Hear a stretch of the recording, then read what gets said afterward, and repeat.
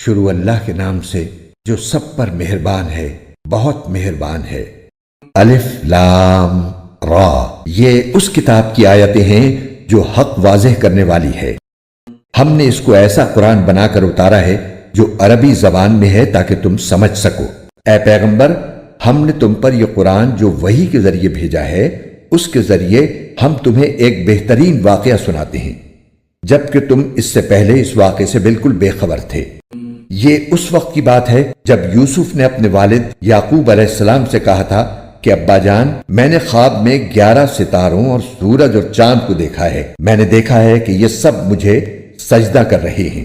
انہوں نے کہا، بیٹا، اپنا یہ خواب اپنے بھائیوں کو نہ بتانا، کہیں ایسا نہ ہو کہ وہ تمہارے لیے کوئی سازش تیار کریں، کیونکہ شیطان انسان کا کھلا دشمن ہے۔ اور اسی طرح تمہارا پروردگار تمہیں نبوت کے لیے منتخب کرے گا اور تمہیں تمام باتوں کا صحیح مطلب نکالنا سکھائے گا، جس میں خوابوں کی تعبیر کا علم بھی داخل ہے، اور تم پر اور یعقوب کی اولاد پر اپنی نعمت اسی طرح پوری کرے گا جیسے اس نے اس سے پہلے تمہارے ماں باپ پر اور ابراہیم اور اسحاق پر پوری کی تھی۔